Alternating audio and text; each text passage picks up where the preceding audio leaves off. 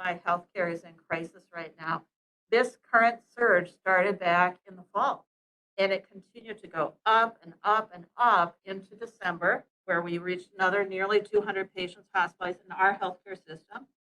Then it started going down a little bit around the holidays, but guess what? It's on the rise again.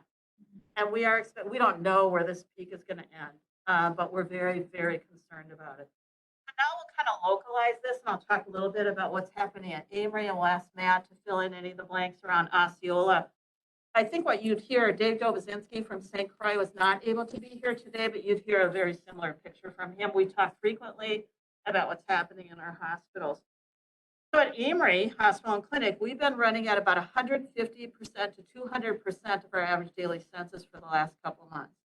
Now, fortunately, that's dropped a little bit in the last week and a half. Our staff have been given a little bit of a reprieve, but we believe with Omicron that we're going to surge again. Because guess what? Omicron doesn't cause as many people to be hospitalized, but it is spreading like wildfire. I mean, if you don't know anybody that's gotten COVID in the last week, I'd be very surprised. I know quite a few people. We are having a lot of workforce issues now. It is spreading like wildfire. Less people, the experts will tell you, will likely be hospitalized, but because it's going to be so common, we are expecting another surge, and we're not sure how high that peak will be. I want to also tell you about the patients that we're seeing in our hospital. COVID patients are different than our other patients for a lot of reasons. One is they stay much longer. We're a critical access hospital. The government tells us that on average, our patients should stay in our hospital about 72 hours. So all of our hospitals try and keep to roughly that. We don't have extremely sick patients. Some stay a little bit longer, but on average, we're going to have our patients for about 3 days.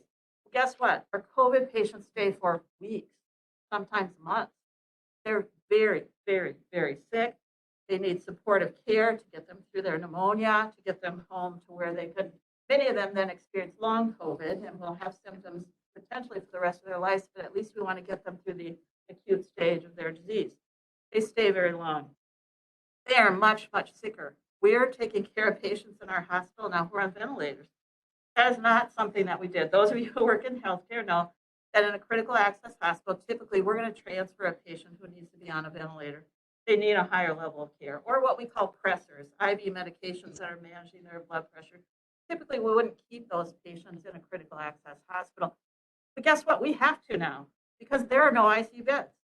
On any given day, today, yesterday, last week, last month, there were 0 ICU beds when we start the day in the Twin Cities or in Eau Claire. There are just none. The patients are getting backed up in our hospitals. We're learning how to take care of these patients. We've had to, but they take much more care. And guess what? Some of them end up dying. We've seen so many deaths in our hospitals. Our staff and our physicians are so demoralized because we see so many patients dying. Would some of these patients have lived had they been transferred to a higher level of care? Possibly. I'll tell you a few stories. So we had a woman who needed dialysis, acute dialysis. We don't do acute dialysis in small hospitals. It has to be done in a large facility. There were no ICU beds, none. Couldn't get acute dialysis. What do we do in that situation? The physicians talk to her family and try to decide if she should become a DNR. She became a DNR. She died a week later. We had a 29-year-old. You may have heard about this patient. We're seeing people in their 20s, 30s, 40s, 50s. We had a 29-year-old, a month and a half ago. Actually, I think it was back in October, who was at our hospital for a few weeks, kept deteriorating. Ended up getting a bed at Regents. If you're younger, you're probably going to get the bed, right? I mean, the people who don't get the beds, unfortunately, are the people who have less likelihood of surviving this disease. So this patient was able to get his bed at Regents Hospital. He continued to deteriorate. He's now in Milwaukee. He's still in Milwaukee on ECMO, extracorporeal membrane oxygenation, until he can get a lung transplant. Many stories I could tell you. This is in addition to the number of patients that we're seeing in our hospital. This is why our staff are heartbroken. They are it's emotional for them. They're not used to seeing this much death, particularly in people whose death could have very likely have been prevented. I'd also like to talk to you about the types of patients who get hospitalized today. So if you look across our health system, but again, this would be similar if you look at national or local data, on any given day, about 70% of the patients who are hospitalized are unvaccinated. So we know if you're vaccinated, you are much less likely to be hospitalized, particularly right now if you're boosted. Really, to be completely vaccinated today with Omicron, you have to be boosted. So 70% of the people in our hospitals at any given time are usually unvaccinated. And that's really remarkable when you consider that 65% of our citizens are vaccinated. When you look at the patients who are on ventilators, who are in ICUs, 80% of the patients in ICUs are unvaccinated, and 84% of ventilator patients are unvaccinated. So you are 12 times more likely to be hospitalized and to be on a ventilator if you're unvaccinated. Our ED continues to have very, very high census. Tanya was asking me, our most recent message that we're trying to get out to the community is please don't come to the ER to be tested. We need to test in other places. I'll talk a little bit more about testing, but our ERs are being overrun as well with respiratory patients. Because right now, not are we only seeing the COVID patients, but influenza is starting to peak as well. So our EDs are full, very full on any given day. Compounding that is we're boarding patients. So because we can't transfer patients on most days, they stay in our ED. We've had patients stay in our ED for 2, 3, 4 days until they can get transported to a higher level of care. That's because there are no ICU beds, but it's also often because there are no ambulances. So when you think about a situation where there are no ICU beds, we've been having to send patients to Brainerd or to Milwaukee or to Madison sometimes. We call 30, 40 hospitals sometimes to try and find a bed. And sometimes when we can find a bed, they're that far away. Well, guess what? If you have 2 ambulance rigs in Amory that are staffed, and one of them is transporting a patient to somewhere that's 4 to 6 to 8 hours away or more, that's taking ambulances out of the system as well. So that's another problem we're seeing. Workforce issues. Today at Amory Hospital and Clinic, we have 12 people who are out on quarantine. That number is increasing every day. We expect with Omicron that it will continue to increase. We have 10% of our positions are open, and then we have 10, 12, 14, maybe more people who are out on quarantine. We're busier than ever, more people out on quarantine. This is really leading to a crisis in our hospitals today, and we think that's going to get worse. Something I want you to know is that there's a narrative that we sometimes hear in healthcare that we're short-staffed because of our vaccine requirement. I want you to know that's not the case. At Amory Hospital and Clinic, our vaccine requirement resulted in 2 people leaving our organization, and we have replaced both of those people. Talking to Matt, similar situation, talking to my colleagues really across the area and across the country.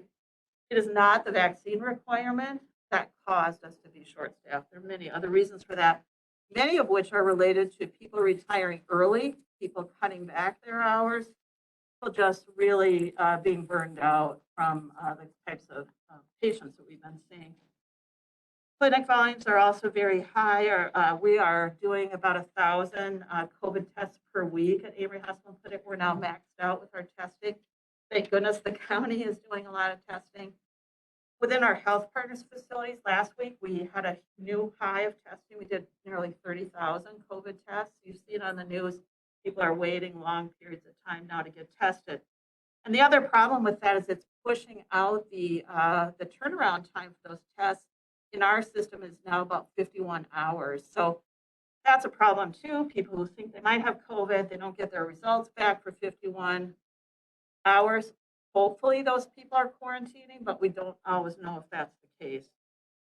There is some good news on the horizon. We know that there are some new therapies coming in antivirals, and we have many patients asking about those.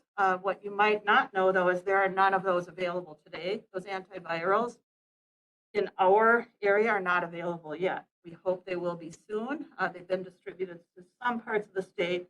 And the monoclonal antibodies that we were giving in our healthcare system at New Richmond, they do not work for Omicron. Mm-hmm. So that therapy is really fallen by the wayside as well. Now we're hoping to get some of the new monoclonal antibodies, but we do not have any of those yet. So our ability to stop this disease in its track is limited until we can get more of those new drugs out. So what are we doing about this? Well, we need to stop doing surgery, right? We need to make sure that we're not taking up hospital beds by people whose surgery can wait. So we've delayed countless numbers of surgeries, mostly orthopedic cases. Lots of people are very angry with us right now because they can't get their toe hip or their toe knee done. But we can't have them taking up our beds. So most weeks we don't do any elective surgery. Although this week we've quieted down a little bit, and so we're going to squeeze in a few of those. We're paying much more in wages and bonuses. We're having to pay for travelers. We're bringing in help everywhere we can. Those of us in administrative roles are helping out. We clean, we answer phones, we do everything we can to help our frontline workers. We're holding off on scheduling preventative visits. If you've tried to schedule a physical at our facility, you might be told that you'll have to wait weeks, maybe a month, maybe more. Some preventative screenings we've had to hold off as well. We are triaging our patients. We are rationing care. I mean, if people don't, I've been in healthcare for 40 years. Never thought in the United States we would ration care. Something that never occurred to me. We are rationing care now. We're having to make decisions about who gets the bed. And those people who can't get that higher level care, often, you know, we can hopefully convince the families that maybe being in do not resuscitate comfort care is the right approach for those. And then we're trying to get the word out to our community about the importance of mitigation. Remember a year and a half ago, we talked about slowing the spread, flattening the curve. That's what we really need now, because we don't know what we're going to do if we have more patients coming in our door. We'll do the best we can, but we've done just about everything that we can do. We're kind of reached our maximum in terms of these interventions that we've done. Now it's really up to the community to decide, you know, are we going to mitigate this thing, or are we going to potentially crash our healthcare system? We're kind of on the edge of that right now. So what would I suggest? The same thing, Tanya, masking, mitigation. We need lots of mitigation right now to slow the curve. Support for healthcare workers. Our healthcare workers, our nurses and doctors will tell you right now that they have a lot of very angry patients. Patients come in and say, why me?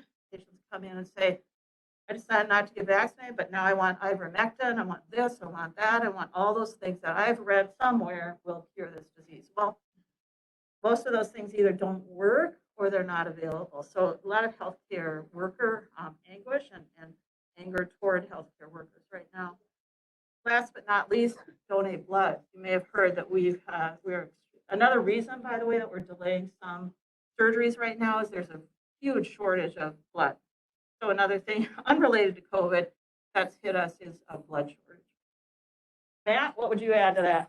I mean, I think that was beautifully said. We're experiencing the same things, you know, as everywhere. And the thing that I'm just hoping that the community and people understands is the realities of what we're dealing with here. There's so much information, you know, that people are reading in different things, and you know, really not here to kind of argue whether information is right or wrong, but the realities is what we're facing, right? The reality is that we had to have a patient in our ER the other day for a younger patient with a STEMI going on that had to stay in our ER for 30 hours because we couldn't get him to a higher level of care. That's a heart attack. Yeah. A patient that should have gone into a cath lab who would have had that clot taken out and would have probably been fine. You know, in the that's happening every day, guys. Every day. I mean, we've been really blessed. This is a wonderful area. I mean, if you're looking at the area that we are blessed to live in, it's one of the most healthcare resource rich regions in the whole country, right? I mean, this is a great place to live in terms of healthcare. And I think, you know, sometimes out here we think we're a little bit disconnected and we're not as connected to the cities as we like to be, right? We're out here, we're independent, you know, but I think the reality is, and I don't think everyone really understands, is how much we rely on the cities for higher levels of care. Our physicians are having to go through scenarios that, I mean, you're looking at them, they can't even fathom because they've been working here for 20 years that, wait a minute, I can't get this patient into Regions immediately. Wait a minute, I can't get this person. We won't be able to take care of this person. The realities, the fear, the concerns that these people are going through day to day have been extremely challenging. And, you know, that reality, I think, you know, is really important to understand at a community and a regional level. So people, you know, we may not be able to shift what we're going to have to go through it, but I think the understanding, the recognition the empathy that comes along with understanding the realities that we're facing as hospitals and as a region, and I think are really, really important because it really is unprecedented in this area.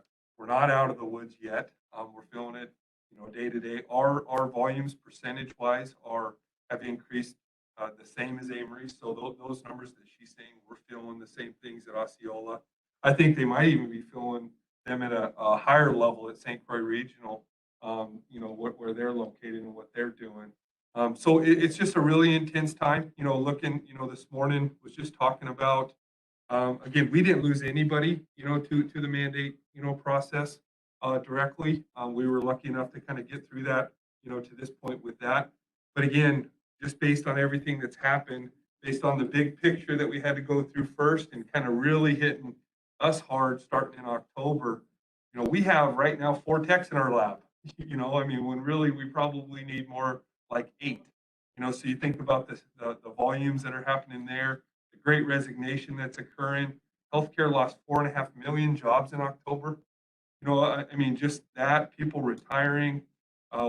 We might get out of the COVID woods someday, soon, but I think what this has really done is pushed us into that thing we've been hoping didn't come, 5 years from now. And so now we're just going to have to deal with these challenges, now and moving forward. That's going to make life a little tougher on us. And so again, we're not out of the woods, and we really look to our community and our county here to support us through it, just like we're going to be there every step of the way to support you guys. So that's my little tidbit to add in there. Questions or?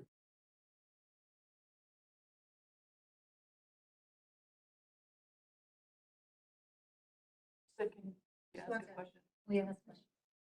So you talked about the difficulty of getting patients to a higher level of care in an ICU bed. What about when they're ready to go to, say, a nursing home? Are you also having a hard time getting those patients transitioned? For us, it ebbs and flows. Yes, at times. I would say the ICU bed issue is a more acute issue because those patients are so sick. They are the ones who could die if we don't get them transferred. With the patients that we have to hang on to a little bit longer for a nursing home placement, by that time they're not nearly as acute. So we've really increased our ratios, right? I mean, if you think about in the past, a nurse in a med-surg unit might have been taking care of 4 patients. That's really been increased. And that patient could probably be cared for as the 5th or the 6th patient if they need to be. And so it hasn't been as acute an issue. It's an issue, but the ICU bed is a bigger danger to health and wellness of our community. I agree. And I think, where we felt it is we've got right on the edge where we have people that we can't move. So we're saying if we have 2 or 3 more sick people come in through the ED today, where are we going to put them and how are we going to manage this scenario? Are we going to have to discharge this person with lower acuity onto the street? Where do they go? Their family doesn't want to take them. So we felt that. We've been able to not really get ourselves too deep into that, but that fear, and we've definitely had to address that scenario. Again, patients that would have had a place to go might stay with us an extra 5 or 6 days until we can call enough people and bug people enough to. It seems like that's waned a little bit recently, but certainly a concern. I don't know if I have necessarily a comment so much as a thought, like, oh my God, thank you. I mean, what you guys lay out, we all kind of know peripherally, and we see it when somebody, but just that frontline stuff is, thank you. But one thing that strikes me about your graph is this surge that we're in now that started last summer is fatter. Like the other ones were like this, and you could catch a breath, right? Why this one is so exhausting. So this is what we're. So exhausting. Yeah. So people have been working overtime double for months now, because of that. So it's the fat, yeah. And the Why they're other, burning out. yeah, exactly. Well, that was the other thing when you mentioned the nurses and the doctors who in you guys' hospitals have never had to deal with this patient. And I'm just imagining a nurse how stressful that must be. Yeah. How do you Support them? So you're a nurse, I think, right? I'm a nurse. I'm not a nurse. I'm a nurse by background. I was an ICU nurse, but haven't practiced for 25, 30 years. When I rounded on the weekend that we had 2 ventilator patients that were stuck at our hospital because they couldn't be transferred, the agony and the anguish that I saw in those nurses' eyes because they knew they were not trained to do this. I couldn't help them too much because my knowledge is 25 years old. We did the best we can. We'll continue to do the best we can. But to see that nurse crying and telling me that she was having to take care of this patient and she really didn't know how to take care of this patient. But I have the same stories about physicians as well. Yeah, You with know, the where, STEM. they've trained and they've done it before, but then now you're, by yourself. And the other thing that's been interesting that we've been doing the past month is it's never been a scenario where we couldn't get on the phone and have an intensivist, on the other line with, immediately. And that's even been stretched. We have intensivists in the cities that are saying, I'm not taking another phone call. Yeah. And so you want to talk about an island. We've really been on an island. Now we've covered that. Now we have a relationship that we've built. But over the course of the last 6 weeks, all those innovations, as well as a concern about we've never done this here before, I'm not sure we have help on the other line to really help us get through this. And so that, you can imagine the intensity of going through that. Yes. Those conversations with individual patients, look, this is not what we want to do, but we're going to have to do this, or else, the consequences are pretty steep. So having those conversations when you haven't had those. Yeah, imagine telling a physician telling a family that there's no acute dialysis for their mother. Not to be had. Happened to the STEMI. We were, I think, after 30 hours, we were able to get them to a place. We have some very dedicated people, we've been really lucky. I mean, we're talking every 5 minutes, making phone calls to bug people, and we've had some success with that. It's not something that you can rely on.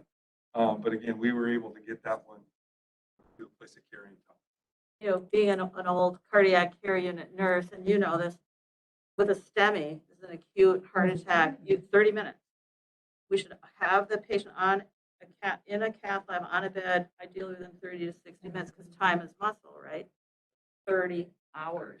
Yeah, that's. I have multiple other stories of it wasn't as positive. But those are what we're feeling. I had firsthand experience on some of that. I had a stroke and I went into emergency and I had to stay there for 6 hours. There was no beds nowhere.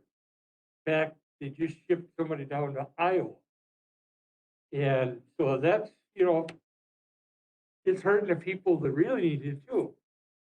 But And, not here to argue, how things go, but when you're talking about 80% of ICU beds being by unvaccinated people, you're talking about whole numbers, right? If we had, let's say, even 50 of those people or 20 of those people that didn't get into that scenario, we wouldn't be talking about the scenarios we're talking about now.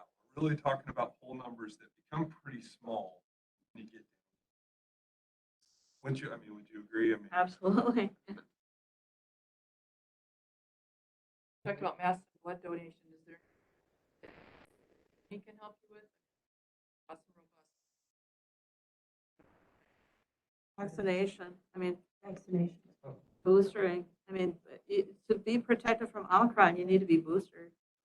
Even then, you might still get it. More anecdotally, just, sharing the reality of the message. You've seen, some of us coming out there. That's what worries me the most. We're we tend to argue over here in this, which there's room for that. I understand, those arguments, those kind of things, but hopefully that doesn't, push us away. I know we've had, some people get a little upset in those kind of friction areas, and I know that can be really extra hard on our nurses and our people. So I think just spreading the word and the awareness, what people are really going through, and that they're showing up every day. We have at least 40 respiratory visits that we're doing a day on top of the 100 sick people that we're seeing, in our clinic every day, on top of the twice as many ED visits that we're going on. So our teams are really showing up and they want to be there. They want to help. So I think just the awareness of people to recognize what they're going through and empathize may contribute to them wanting to get vaccinated, may contribute to them wanting to make a better decision, out there, parties, those kind of things. But, really just, that understanding, I think, is critical. So can we get something to the board on this? like, I'd like the full board to see this graph and any kind of bullet point summary. I don't know, you have something, or some of these numbers that the full board of 15 and not two of us or three of us. Do you want it? What do you think? Something you can type up, or maybe you already have something, or can this just be part of the update? But I think these striking numbers and the precipice upon which we are should be conveyed to the full board somehow. And maybe you just do it in your updates. COVID update. But I think this should go out. I think this fat surge here is really critical for people to understand. Kind of need though, this is the whole Health Partners Network, Yeah, correct? Tanya could get you with state of Wisconsin data, Yeah. which would look very similar, you know. And this is just a question I have, and maybe it's our recording, but in our data, we have 8 or 9 people hospitalized with COVID. I've got 5 in Amory We today. got 4 today. They're known hospitalizations, so there's a communication. We try to stay connected with our local hospitals as much as possible. But if they're getting transferred down to Iowa, we might not know that. Yeah. Or if they're transferred to, It's very fluid because we might have 5 now, we might have 8 in an hour or 2, we might have 6, 3 hours from now because they're coming and going and, you know. I think this would be a good idea to go have this stuff go to the full board. That's more stuff out there, and they can take and spread it out there too. So maybe this kind of information in regular COVID update, Yeah. we can just make a couple of bullets. I think even as important as the graph is the fact what you both said about 80%, 84% of those in ICU on ventilators. And we still, we still need to let them know that these are the people who are filling up, the healthcare, and those with a heart attack or a stroke or a broken leg are really not going to get, the kind of where they normally. That is a public issue. That's the greater good for the community. Yeah, it's a public health, and a few are making things difficult for the greater community, and I think the board needs to have that awareness rather than, oh, well, it's political. You know what? It is affecting the greater good.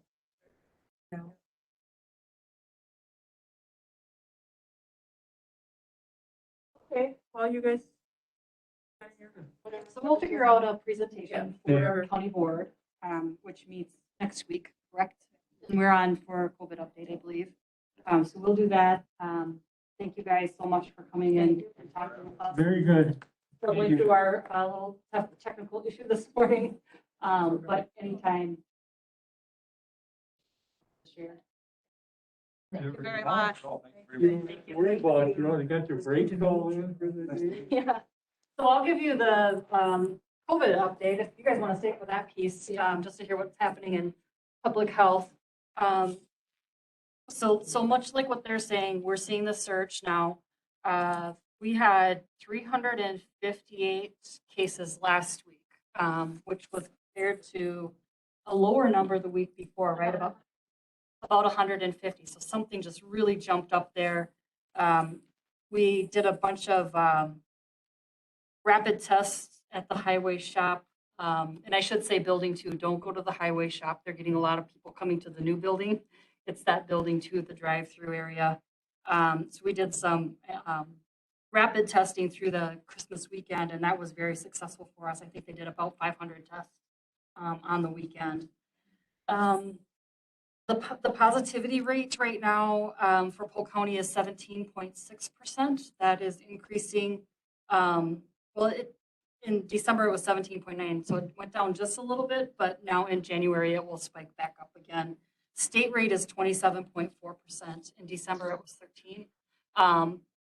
And I think it's probably maybe like the lower part of the state moving up, Jean. Is that what you're thinking too? Okay. We have new isolation and quarantine guidance, which the state is still figuring out what that is, even though there is new guidance. She's on health officer calls regularly as they navigate through what it looks like and what type of a category disease this is. And so it makes it really difficult for our frontline staff who are calling people to figure out, what is the guidance and what should we be telling people. Testing is running strong 5 days a week. We did 419 antigen tests for that weekend. I guess I was a little bit off there. 18% positivity out of that batch of people who came through. 1,000 tests in December. In January already we're at 45, so we're seeing more people coming to get tested, which is really good. We're looking at purchasing rapid tests. People want to know right now. Our lab is a 72-hour turnaround at this point. So if you look at the new guidance, by the time we get the results, people are back to normal. So we really believe that if they can know right away, we can get them isolated right away and try to stay ahead of that, like what Deb was talking about with the mitigation efforts. So Jean's online all the time looking for antigen tests that we can purchase and administer to people so we can let them know right away. Vaccinations, we still are running our vaccine clinics here. It's every Thursday. It's in-house now. We're not doing drive-through anymore. We kind of hit a wall with that, so we shut that down over at the drive-through. But our schedules are full over here for first doses, second doses, and boosters coming through. So they can get any type of vaccine that they are asking for here with regard to COVID. We're also doing influenza because influenza is also peaking, which makes it even more complicated. In December, we did 306 doses of COVID. In January so far, we've done 74. That's in 2 days. And boosters have been approved for the 12 to 15-year-olds, and we're waiting for the DHS to approve that so we can start offering that here too. Correct, Jean? And so that is our update. I'll just tell you I have my glasses on. From January 2nd through the 8th, we had the 358. Last week we had 183. Week before was 149. So growing pretty fast there. Well, on the rapid tests, if I may, the Osceola School, you might even already know this, they started an in-house rapid test and PCR. Tests are gone, the rapid tests. We ran out when did it start? Thursday? Friday? Today I got an email. The rapids are all gone. And the only thing is the PCRs, but then now the PCRs, as you know, the lab's so backed up. So now we've got kids in this kind of funny limbo where they can't get. Anyway, that's just something from a parent that I was stunned at how fast, which was good that people are using it. But oh my God, we didn't have the capacity there at all. I believe the 4 big schools are using COVID Clinic is the state-run program. Amory, St. Clair Falls, Osceola, and Unity are all doing the rapid tests for their students, and close family members can go in and get a rapid test. And they are all sent for PCR final resulting. But if they do have they're symptomatic positive, that's a presumed positive, right? And so then we just start them right away on that isolation. That's good. But I think they're all sent for final results through PCR. Last question, is the Omicron, because with this new CDC guidelines with the 5 day and 5 day, is it because somebody said we're able to kind of blow through this? It comes on faster, the symptoms last less. That's why we can sort of shorten this quarantine with the masking in the last 5 days, sort of, maybe not. I don't know. What we had heard is that your most infectious period is before you have your symptoms. Right. Not a lot you can do there, but once you have symptoms, then is it the 5 day? That's scientific that I haven't really looked at yet. They're noticing that people are contagious less.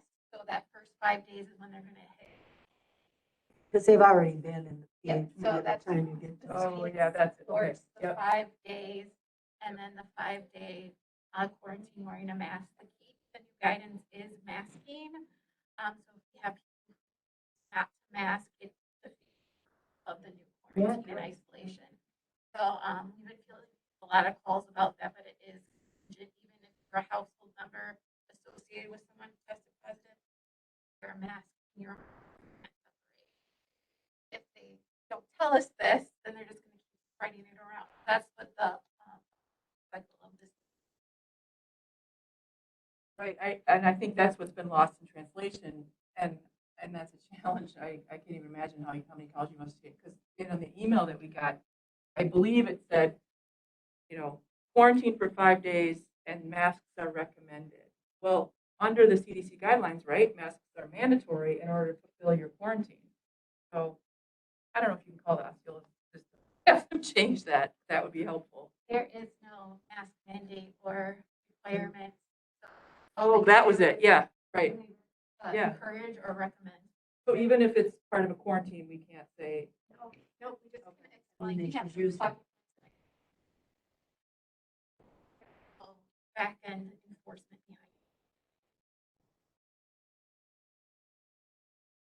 Understood. Questions for? We still have all the vaccines available for boosting, all the types. We are good on vaccine supplies. There is no shortage of vaccines, so that's a good thing. It's a nationwide shortage on those rapid tests, so it's going to be very difficult for everybody to find them. At-home tests aren't technically recommended for ending your isolation. So one of the other things is recommending testing on day 5, but they don't recommend DHS does not recommend tests. So there's also at-home testing that they're not reporting it to public health or hospitals. So there's probably more out there. Hopefully they're just staying home and isolating. If they do Yeah, get a it's home like- test that's positive, But don't know. it's not gonna hit our database. Is there any new information on mixing and matching for your booster? Doesn't matter. There's the research out there. There's no recommendations, yes or no. I just encourage people to talk to their healthcare provider before they make that decision. There is some new guidance around J&J about only people who are really allergic to what's in the Moderna and Pfizer to get J&J. So we do have some new talking points for people who come in for J&J and have to sign an additional consent that they're aware. That's for sure a mix and match way. Come to that. we have all the boosting times on the website. When I get asked, I can just send people to the website. We do not, we have the times up there. We do not have an online scheduling system. That's something I'm currently working on with IT to get implemented. So we've heard from some of our hospital partners that people miss being able to sign up online instead of calling. So we're working on that as quick as we can, but they can call the front desk at 8401 and we'll get them on the schedule. The time slots that they can come in are on the website. Okay. As far as rapid testing, we are supposed to have, the influx of federally provided. I don't think it's for about 10 days. But then hopefully that will help eventually offset some of this, like at the As long as the manufacturers come up with it. we're supposed to have 500,000 coming in, but boy, they'll go fast. But I think testing is good. Testing is great. Vaccination's better. But back it up. Exactly. That's how you Wear get your it. mask. Use your precautions, distance. Think about what you're doing when you're going out in the community, and to have some personal responsibility in stopping it. Yes, that's our message. Yeah. Any other questions? Thank you. All right, thank you guys so much for coming in.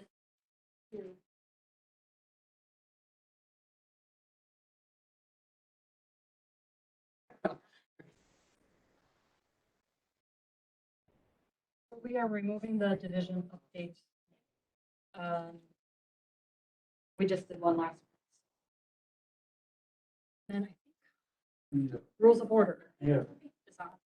So Supervisor Middleton, had requested think it's on all of the committees. Yes. This is on standing. Yeah, so because you're having an organizational meeting after, the new board is seated, the opportunity for any of the committees to make recommendations, for the upcoming board, like this is what worked well for us, this is where we had some hiccups, that kind of thing.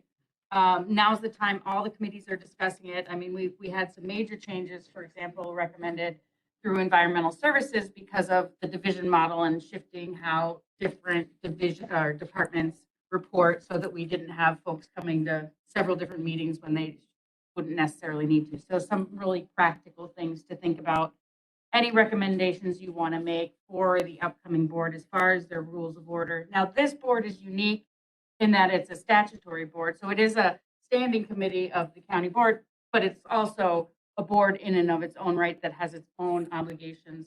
So you might not, as a collective, have the same level of input for the full county board because you do have citizen members, and so the interplay between the two isn't the same as some of the other subcommittees where there's more of that direct, how a bill becomes a law, how a resolution moves from here to there.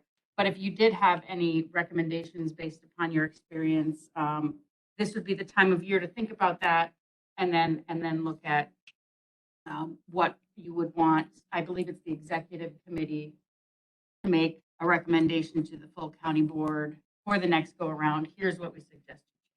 So that's what this is, an opportunity to have that discussion. Well, I had a question this morning because we were looking at a quorum issue. So a question that I had myself. So this committee would fall under the same rule that as long as you have a majority here. So if we have 5 out of 9, we are good to go. Even though it doesn't have to be county board members only, it's as the body. Correct. The voting members, yeah. And how does this go from the different committees? Are you like staffing this? And like who's collecting all of these comments that then get presented up? Yeah, a couple of things. One, each committee just discusses it. So the chairman, John, for example, in most cases, or the other committees, Kim O'Connell and Russ, they will go to the executive committee. I or Malia or Joe will be there and keeping track of the general thoughts and ideas, and then they'll discuss it. To date, like Malia said, that most of them in environmental services, what I called house cleaning. It's like, okay, we no longer have a lime quarry, so they're not responsible. Those things we can quickly eliminate. So like if I make comments today, obviously I have talked to you guys about the public comment process. How does that get relayed? Should I just write a memo to executive and? You could. I will bring that up to them. That's one of those that I have already noted.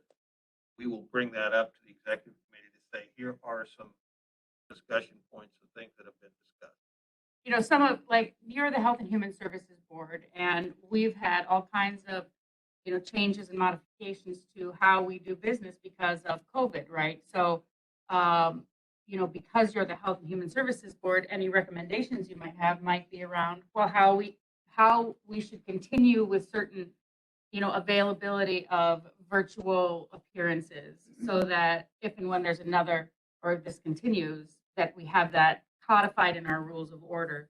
That kind of thing might be recommendations that this particular board would have a keen interest in. But if it's an individual board member who has a specific thing that isn't really related to a particular committee, absolutely, either already having communicated that with the administrator, so it's already going to be communicated, but certainly coming to or sending a message to the executive committee when they're going to be discussing what recommendations to make for the next incoming board, just to, put your stamp on that too. Oh, I should just keep working the way we have been You on. can do that, and I think what Malia was saying, if you can do that or come to the executive committee meetings or send it to one of the chairmen to put into that.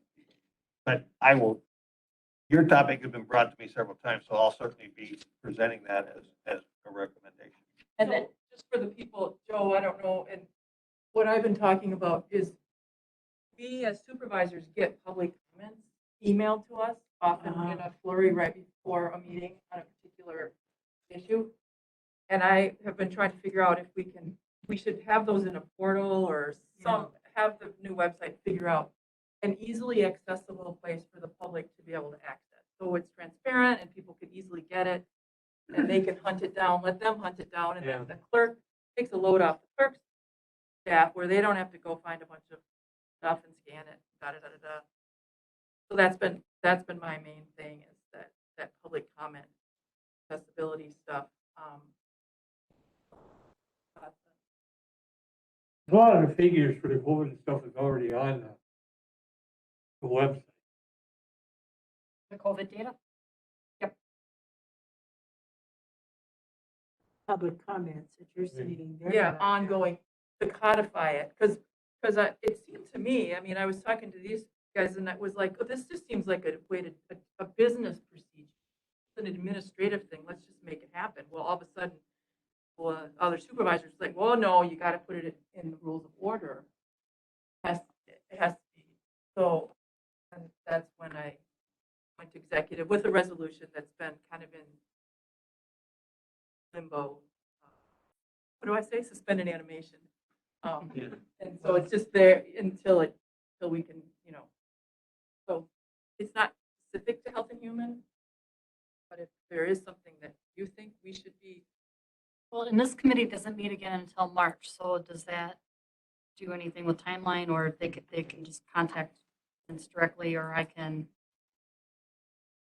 Like if an individual member has some thoughts, yeah, I think just make sure. And again, it's not like a decision is being made that they're changing the rules of order. Right. In other words, they're just saying, we've got 2 years of experience as a board. Are there things here that jump out at us that so when the board comes in, they'll have some record to say, oh, they're recommending this. Okay, or no, we disagree. So how do those recommendations, do all of the board supervisors' recommendations get put into this like list that goes to this next board, or does the executive get a chance at? I think the executive will, there's no written out policy. This is how we do it. I think the executive will discuss it and they may have recommendations, but I don't think they're going to say, we like this one, but we don't like this one, so don't talk about it. I think it will be more of, here was something that was recommended. Here's something the executive committee agreed with. Here's something they disagreed with for these reasons, and then pass it on. That everything would stay in there. Yeah, Over the years, there would be new boards and almost nothing would change in the rules of order. For some reasons, because there wasn't a lot of turnover, nothing major of much controversy happened when it came to the rules of order, so it wasn't something people had a lot of attention on. Then when we went from 23 supervisors down to 15, completely redid the committee system and switched to a county administrator form of government, well, then we had to redo a whole bunch that's in the rules of order. And now we're kind of in that place where we've had these for a while, and what has been working, what hasn't been working. And so whether they change anything or not is going to be up to that new board entirely. These are just. and even if, regardless of what gets discussed in these committee meetings or at the executive committee, the new board will have their own ideas. Right, of course. Right. But So I it's just want them not to like- see what we talked about, like, Yeah. where's the body that, oh, here's what came out of all these different committees. And if there's a lot, I mean, there might be a PowerPoint or a handout that says these are, the various topics. Maybe a bullet point Yeah. under each committee or whatever. Or, my community input is, or community access for the comments is sort of across all committees, so I don't know. I think an example, Mr. Rowdy's request was that rules of order be able to be changed with a 50% majority as opposed to a 2/3, So, okay, an idea, we'll mention it. And from there, So just, is our committee structure staying the same with the same groups reporting to this committee? Same departments? At this point, absolutely. I know that it's kind of been talked about sometimes, but, now would be the time that they. Yeah, if they thought, well, I really think we should have heard more from, this department, or why is that department? Yeah, so we have Golden Age Manor, Veteran Service, Child Support, and Health and Human Services. Community Services reports to this committee. so sometimes it feels like we take over and control it, but we do have those other partners come up and give their reports. Keep you guys updated. Well, and we're also, like Leah was saying, fulfilling a state responsibility as a board, right? So you obviously you have more covering because you know what our state mandates are. That's fine. For the human service side of the business and for the public health side of the business, we have different set of requirements. It seems fine from our end. Is it working on your end? Good person. Thank you much.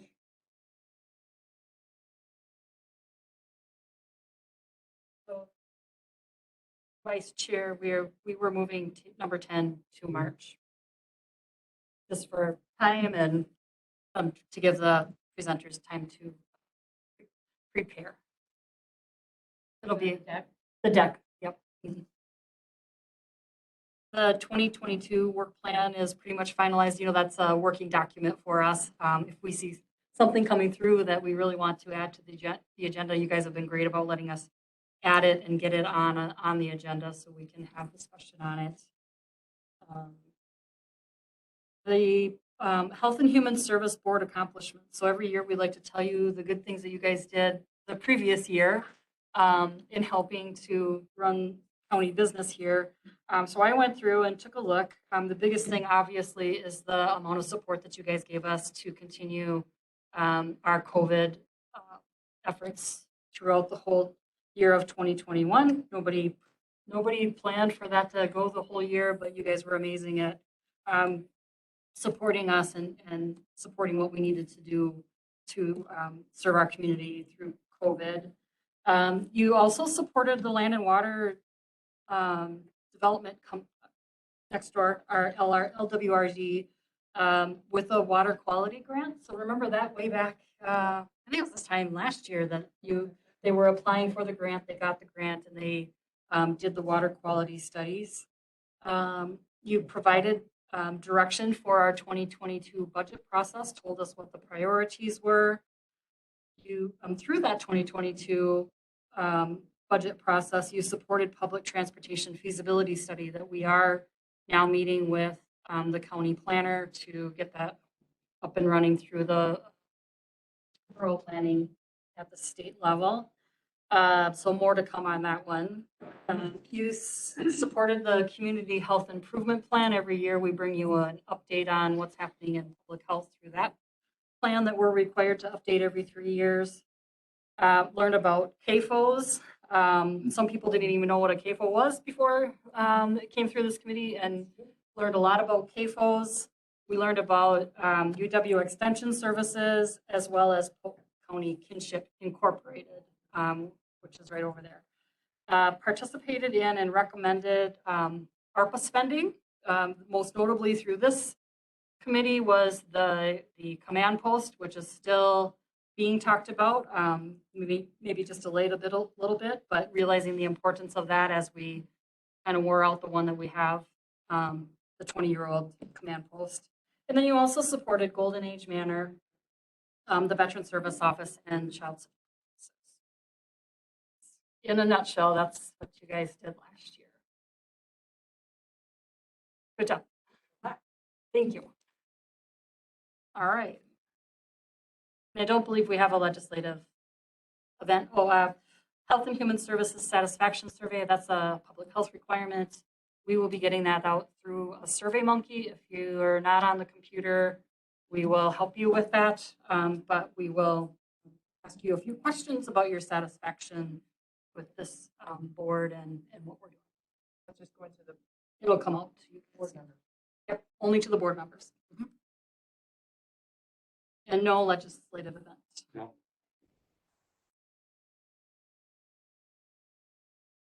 That leaves us closed session. And I don't know how we're gonna handle that, Yeah, because given the current situation of not knowing which one John Bonaprise, and so there is less than a quorum. It is going to be on every committee meeting and the next county board. So I don't know that it would be beneficial to try to have a closed session without a quorum. anybody has any questions, though, I'd be more than willing to stay after and answer. This was about the fair. Yeah. Tough. It was put on every single committee meeting, I believe, at the last county board. But again, I don't, Is it time sensitive? Could it be brought to the March meeting? it depends. Depends on what happens with the other. Yeah. The other committees just, some had questions, some threw out ideas in which our corporation council reemphasized that, you're making a policy discussions, that's not for closed session. So really, it was more of a matter of what are the questions, what are the stipulations and situations that we need to think about, which we talked about at the last board. So is the other depends piece on the legal process? Right. I mean, as I think everyone is aware, we were given a deadline of the end of last year. So we haven't, as the county hasn't done anything, so we're waiting to see what their step is. But there was going to be a communication, and I don't have any update on that as far as between their attorney and our office. So then your suggestion is table. Sure. I postpone to a date certain, put it in March and see if it's even worth having that. I'll make the move that we move this to the March, keep it on the March agenda. Oh, and we have a No. question. So that, it's regarding the county fair? Yeah. Okay, The fairgrounds and things. yes. Can I get a second for that? You guys are running the show today. Yeah. Okay, Would you like a motion to adjourn? that sounds like a. I make a motion to adjourn this meeting. Way to go. Adjourn. Teamwork. Thank you, guys. Thank you, thank you. Sure. Email. Is that okay if I just send you an email, kind of? Sure.